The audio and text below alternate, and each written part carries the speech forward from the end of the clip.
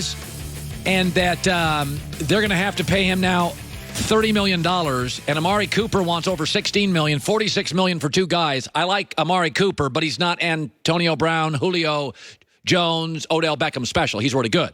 So I'd much rather pay him 14 than I would 16, but if you got to overpay a little. Dak Prescott he's the line of demarcation. Right below him on the best quarterbacks in the league is Mariota, who I'm out on, Winston, pretty much out on, Case Keenum, Andy Dalton. You're going to have to overpay for him.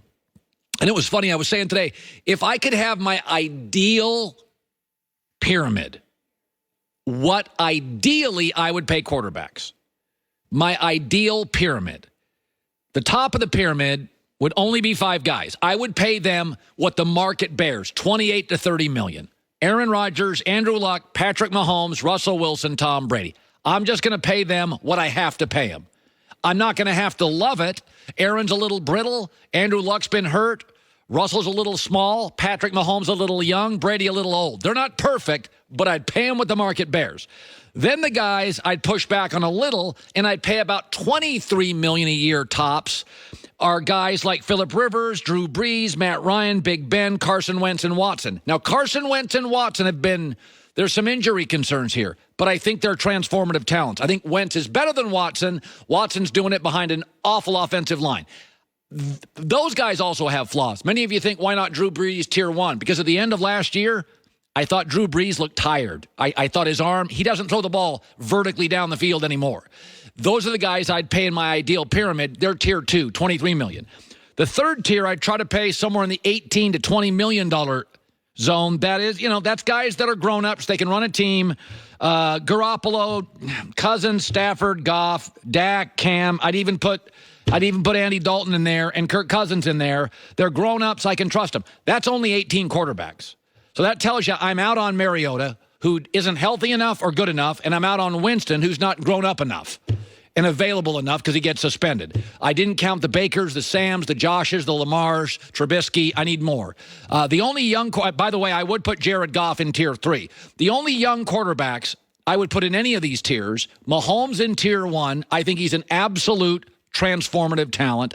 Deshaun Watson in Wentz in tier 2. Again, I think they're different. Now, there's a little injury concern, but I like them both. And then in tier 3, I'd put Goff because I think he works perfectly with Sean McVay's system. He's a grown-up. He's coachable. He literally is the opposite of our Kardashian. I never see him in Los Angeles. Quarterback of the Rams, I've never seen him here. So, but this is the ideal pyramid. Now, again, nothing against Baker. I'm not counting any of the young guys yet. The only young guys I'd make an exception for, Mahomes is absurd. Goff's a real grown-up. I've got multiple years now. And I think Watch and Deshaun have shown me they just don't make a lot of guys like that. They don't make a lot of Carson Wentz's.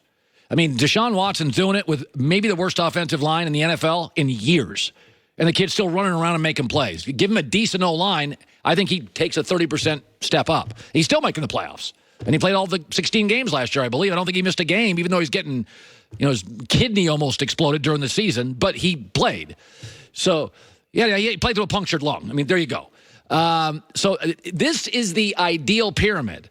Dak wants more than I would pay for Rodgers, Luck, Mahomes, Wilson, Brady. Now, I say more than I'd pay. I'd pay whatever the top of the market is. But there's only about 18 guys in the league right now. Again, not counting the young guys. That tells you there's a lot of franchises out there. Like this whole Nick Foles thing, you do get he's going to go 6-10 this year. You've been fooled into believing because the Eagles have a great owner, a great GM, a very good coach, unbelievable offensive line. I mean, that defensive line. You've been fooled into thinking Foles, watch him go 6-10.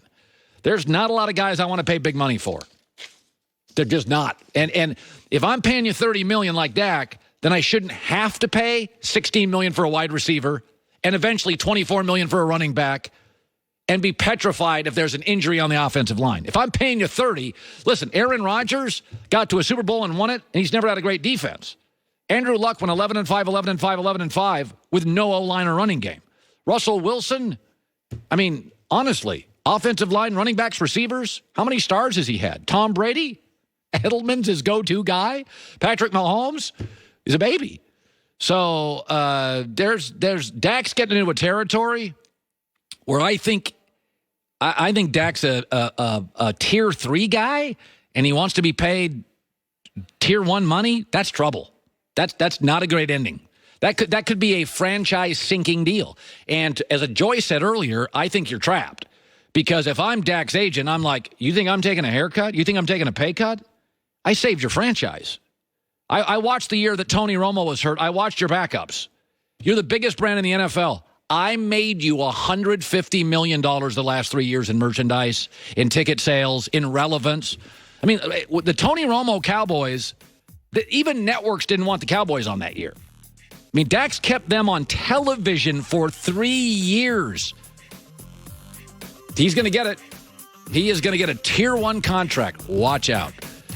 Coming up next, I don't buy it. I never did.